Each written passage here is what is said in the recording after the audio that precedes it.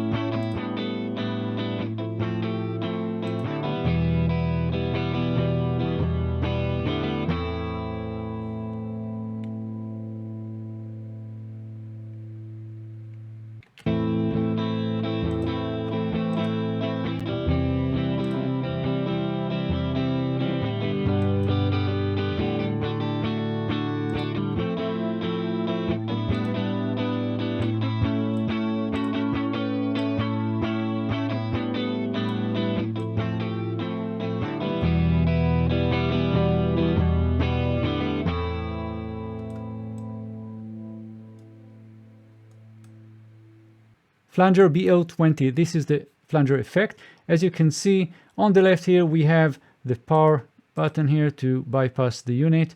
We also have mono and stereo, mono stereo button here. We have zero crossing button here. Then that will invert the polarity of the modulated signal, and it will delay the dry signal. So you need to experiment with that. There's more information in the user manual, and by the way, you can find the user manual just here. Hit the menu here, go to help, user manual. Highly recommend you read this. And we have regen. Regen is the amount of wet signal that is fed back. So this is a feedback mechanism, and we'll experiment with that in a moment. And we also have clipping here. Because you're feeding back the signal, you might get into clipping, so watch out. And then we have the control mode. So with the default, you'll get the auto. That's the usual sound that you will expect. You have the auto controls here. On the right, we have the rate and we have the depth, and you can lock this to your host in parts. So we have quarters, 8, 16ths, and so on, or you can have this just in hertz. And in addition, we have another very interesting button here. We have the reverse sweep. Well, that will reverse the sweep direction of the right channel. That will create some very interesting special effect. So try that as well. And again, in the control mode, we have also manual, which will be controlled by this green button here. And we have an envelope follower, and you can actually use all three of them together.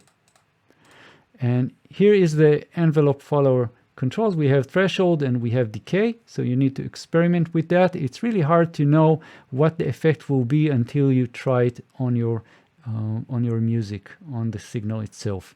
Now, in the extended panel, we have high pass control here. That's a high pass filter, and we have a function to actually control how this mode will work, the manual mode and the flanging. So you can add this to manual. You click this and you'll see this light here, and you can create your own function here. In addition to that, we have the auto shape. So this auto will go through an oscillator, and that oscillator will be controlled by this shape. So we have different shapes, and you can just click and flick through them. And eventually we have stereo offsets to create, again, a wider sense of stereo. Let's try this flanger on my guitar. I'll play some chords and we'll hear how it sounds.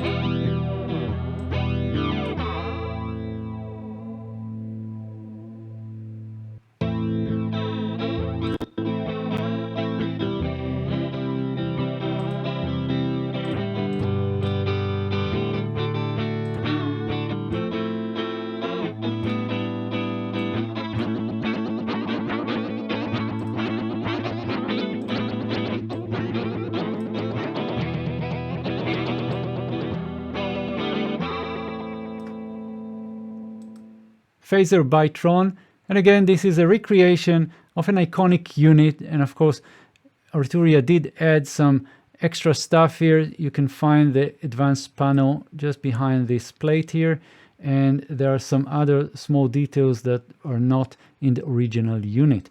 Now let's go over this, and I'm not going into much details of what is a phaser and how it works. You can find a lot of information in the user manual. And as you can see, this is a dual unit. So we have sweep generator 1 and 2, and we have phaser A and phaser 2. And what interesting about this is that you can affect phaser A with the depth control 1 and 2, which are the sweep generator 1 and 2. So each of these phasers can be modulated with both of these sweep generators. Now we have two modes here. We have manual and we have pedal. If you go to the pedal, you can just move this pedal. This is effect pedal, of course, a foot pedal that you could actually control with your foot. And we have the rate here. So if you're using the manual here, you can change the rate, and you can lock this to your host or free with Hertz, and that goes the same for sweep Gen 2. And we have the shape here. So you have sine wave, you have ramp, and you have square. And now the phasers, again, we have depth 1 and 2, which are affected by sweep Gen 1 and 2. And we also have the feedback here, so that will have a lot of effect.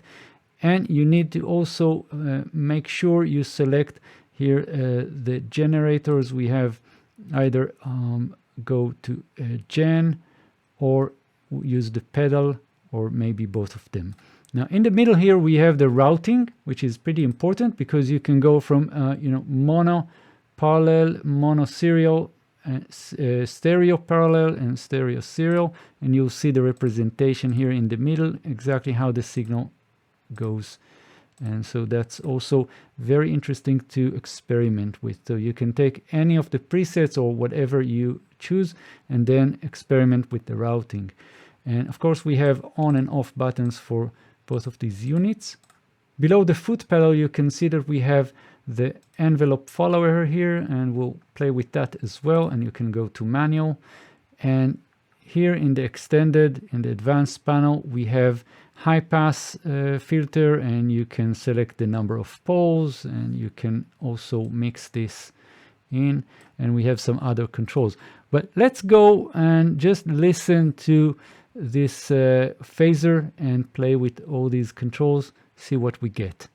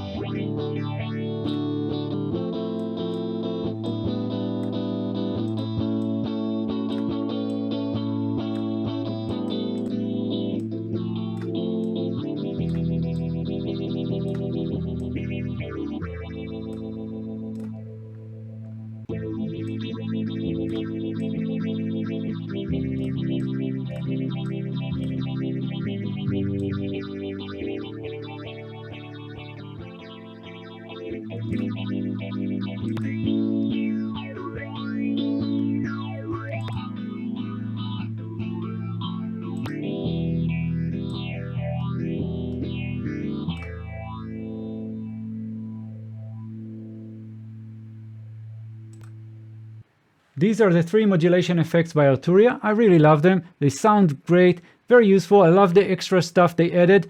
And that's it. So I'll see you in the next video. And if you like this video, of course, hit the like, leave comments. If you have any question or anything, I'll do my best to answer as quickly as I can. And that's it. So I'll see you in the next video. Thank you so much.